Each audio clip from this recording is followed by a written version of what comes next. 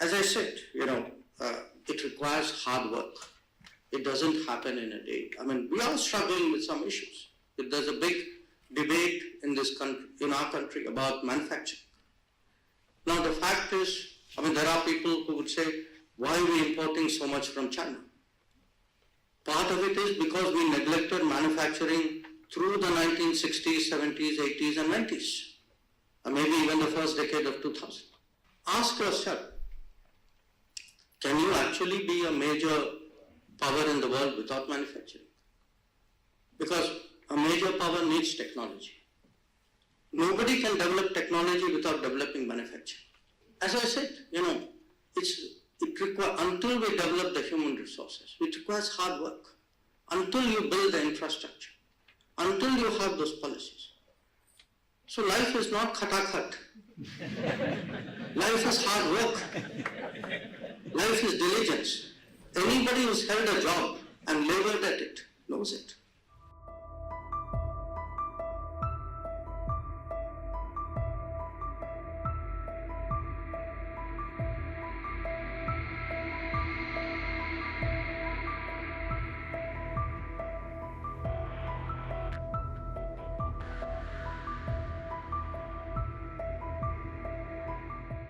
As I said,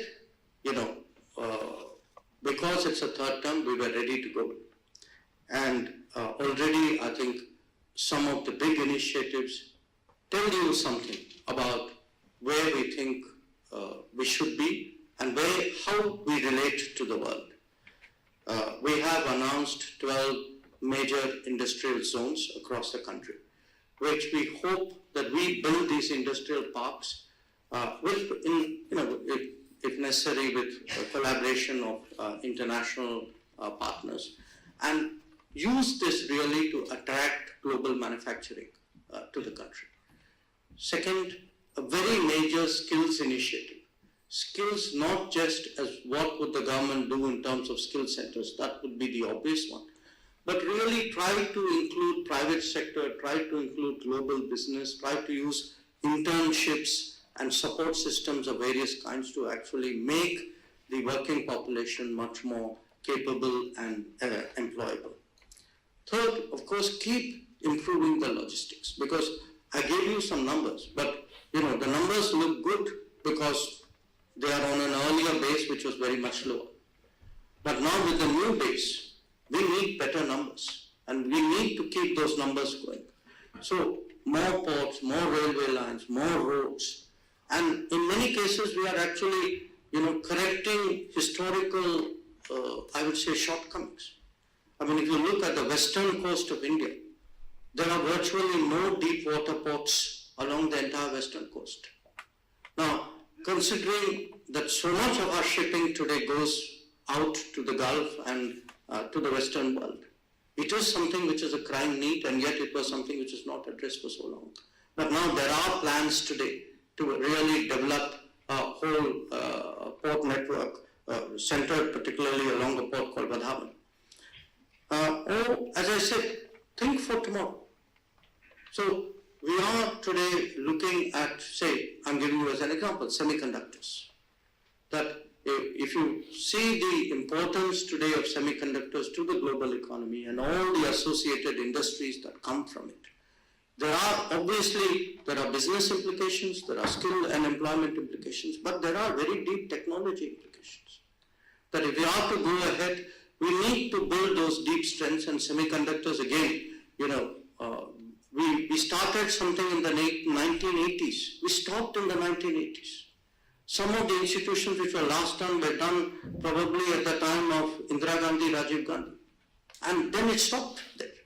They didn't take it forward. So the point I make is, we are today looking ahead, looking at our present situation, trying to correct what we have inherited, the shortcomings we inherited. And we can see the world is responding. One of the interesting revelations, you would read about something called the Global Capability Centers. Today you have close to about 2,000, somewhere 1,800, 1,900 global capability centers established by international business in India. And they are actually generating exports probably to the tune of about $150 billion. Because the world today realizes India is a great production base. Now we have to make it better. It won't happen by itself. I mean, we have to make it easier to do business, which we are trying. We have to, reduce the levels of bureaucracy. We have to improve the logistics. We have to create that platform because business, you have to compete in the world really for business. And that is something, which we are seeing. Now, some of you would be thinking, maybe there's a mistake, maybe, why is the foreign minister talking about all these things? None of this sounds like foreign policy. And I'll tell you why. Because at the end of the day, when you go out in the world, what does the world look at? They look at your capabilities. If your capabilities are not strong, the best English doesn't compensate for it. And they look at confidence. And that confidence comes from capability. They look at, in a way, at your calculations. That judgment, the relationships you have, how you look at the world, how do you assess it, how do you calculate with whom you are, what is the quality of your relationship. These are actually factors on how foreign policy is decided. So for me, every brick and every mortar, every better equipped person in India, everybody with better health, better roof, better condition of life, and therefore a greater ability to contribute, is actually part of the cards I hold in my hand when I go out of India and deal with other countries. So for me, all that happens at home is actually the basis on which foreign policy is conducted. Now, as I said, it requires hard work. It doesn't happen in a day. I mean, we are struggling with some issues. There's a big debate in this country, in our country, about manufacturing. Now, the fact is, there are people who would say, why are we importing so much from China? Part of it is because we neglected manufacturing through the 1960s, 70s, 80s, and 90s, and maybe even the first decade of 2000.